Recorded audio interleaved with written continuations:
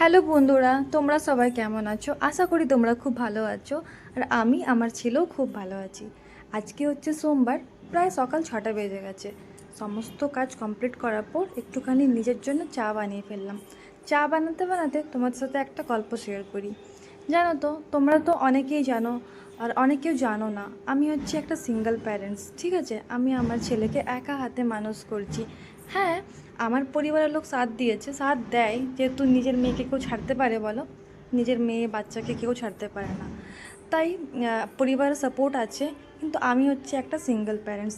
আমার জীবনটা অন্য পাঁচজনের থেকে খুবই আলাদা, জানো। কোনো কোনো কিন্তু খারাপ লাগে কি হ্যাঁ, এমনটা আমার সাথে কেন হলো। আমি তো এটা চাইনি, যেটা চেয়েছিলাম সেটা পাইনি, যেটা হচ্ছে সেটা কোনো দিন জীবনে চেয়েছিলাম না। ছোটোর থেকে আমার পরিবারের লোক আমাদের তিন বোনকে একটা কথা শিখিয়েছে কি, আমাদের জন্যে হয়তো কারো আমাদের জন্যে কেউ যেমন কষ্ট না পায়, তার জন্যে আমরা আমাদের পরিবারের লোক, আমরা লোককে খুব বিশ্বাস করি, জানো তো।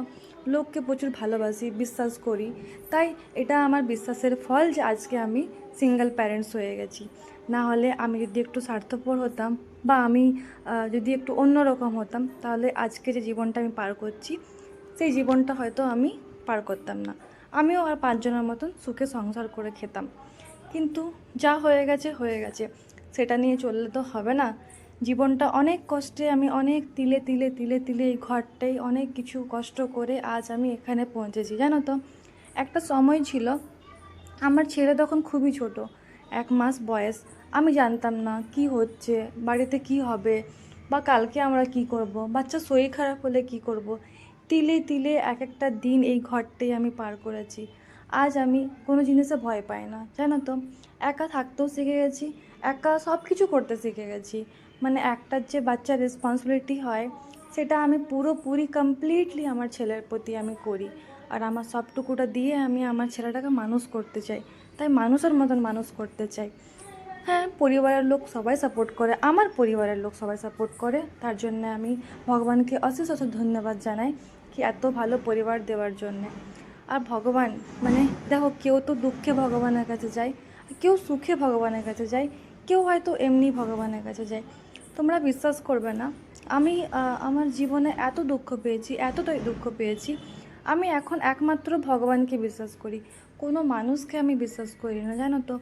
এই যে বাড়িটা তোমরা দেখলে, এটা হচ্ছে আমার দাদুর বাড়ি। এখানে আমরা ছোটোবেলায় মানুষ হয়েছি, এখানে এখন আমার ছেলেরাও আসে। এই যে শুয়ে আছে বিছানাতে আমার দাদু, জানো তো। শরীরটা খুবই খারাপ, সকাল সকাল দাদু যখন ফোন করে, তাই তাড়াতাড়ি বাচ্চাটাকে নিয়ে চলে এসেছি। এখানে কটা তোমরা জিনিস দেখতে পাচ্ছ, এই জিনিসগুলো তোমাদেরকে এই জন্য দেখাচ্ছি, যেহেতু আমি একটা বাচ্চার মা, সবসময় বিশাল মলে বা দোকানে যেয়ে জিনিস গ্রসারি তুলতে পারি না।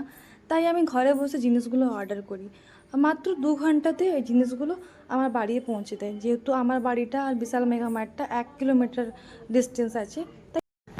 তোমরাও যদি আমার মতন ঘরে বসে জিনিস পেতে চাও, তাহলে নিজের ফোনে প্লে স্টোরে যেয়ে বিশাল মেগামার্টকে ইনস্টল করে তোমরা ইজিলি অর্ডার করতে পারবে।